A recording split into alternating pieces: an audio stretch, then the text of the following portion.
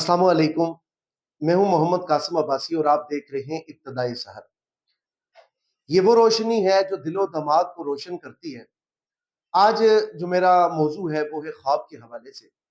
ख्वाब एक राज है और हर ख्वाब एक राज रखता है और बड़े गहरे राज रखता है।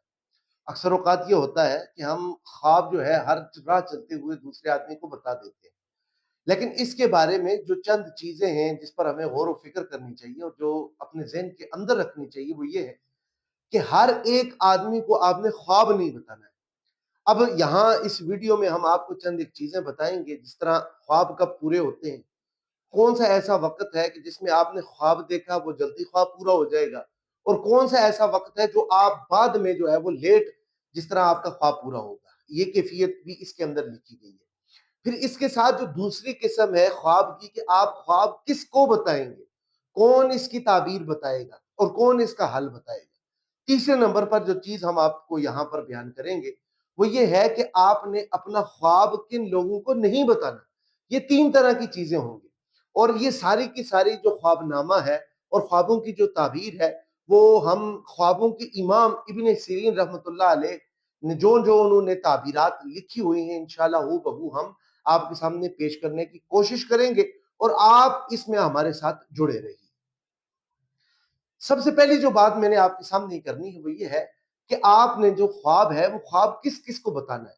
तो ये याद रखिए कि ख्वाब सबसे पहले आप जिसको बताएं वो आदमी आलिम दीन हो या दीन पर चलने वाला हो या ताबे शरीयत हो और जिसके अंदर अल्लाह रब्बुल आलमीन का खौफ हो। सबसे पहले ख्वाब आप उसको बताएंगे। दूसरे नंबर पर उस आदमी को बताएंगे जो दयानतदार हो, क्योंकि ये चीज याद रखिएगा कि आप अपने ख्वाब किसी के सामने अगर आपने बयान किया, वो जिस तरह की ताबीर करेगा तो हू बहू वही ताबीर आप पर सादक और लाजिम आएगी। फिर इसमें चंद चीजें ऐसी हैं कि किन किन लोगों को ख्वाब नहीं बताना। वो अक्सर हमारी ख्वातीन होती हैं, उन ख्वातीन के अंदर ये चीज पाई जाती है, हालांकि मना किया गया है, चाहे औरत मोमिना हो, ताबे शरीयत हो, अगर वो नमाजें पढ़ने वाली भी हो, आप अपना ख्वाब औरत के सामने नहीं रखेंगे। दूसरे नंबर पर जाहिल आदमी के सामने आप अपना ख्वाब नहीं रखेंगे।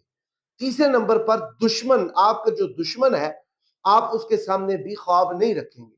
अगर कुरान हकीम को आपने पढ़ा हो तो हजरत यूसुफ अलैहिस्सलाम को उनके वालिद मोहतरम ने ये चीज बताई थी कि बेटा ये ख्वाब अपने भाइयों के सामने पेश ना करना, वरना वो तुम्हारे हक में खैर ख्वाह नहीं है, तो लिहाजा वो कोई उल्टी चालें चलेंगे।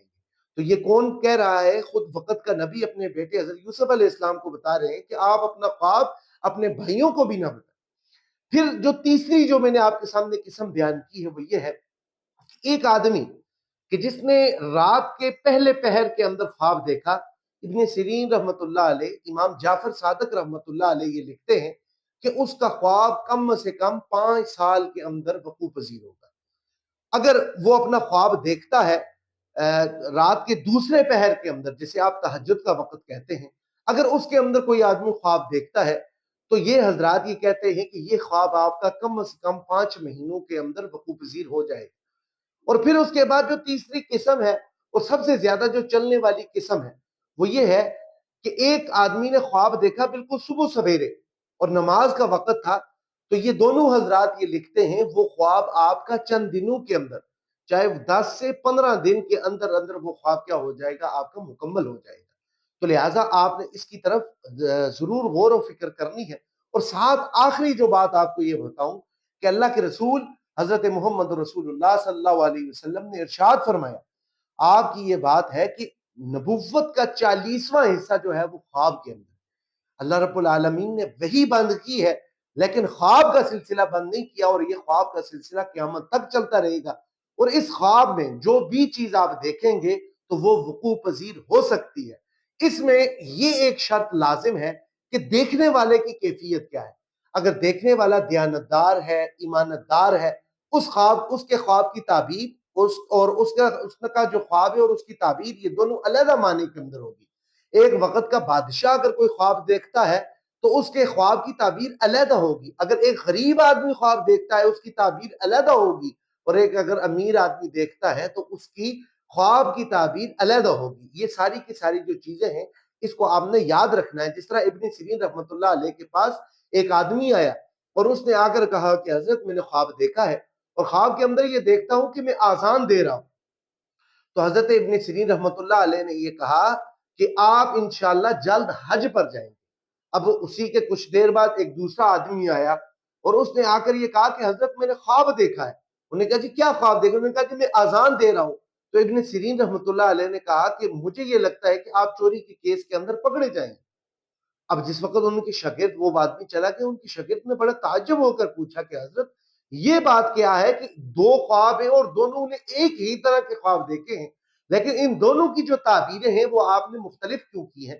تو ابن سیرین رحمۃ اللہ علیہ نے یہ چیز فرمائی کہ جو پہلا آدمی آیا تھا وہ دیانتدار تھا، وہ دین کے ساتھ لگاؤ رکھنے والا تھا، اور اس کا جو وصف آپ ظاہری حال سے دیکھ رہے تھے وہ اللہ اور اللہ کے رسول صلی اللہ علیہ وسلم کی طرف قریب تھا.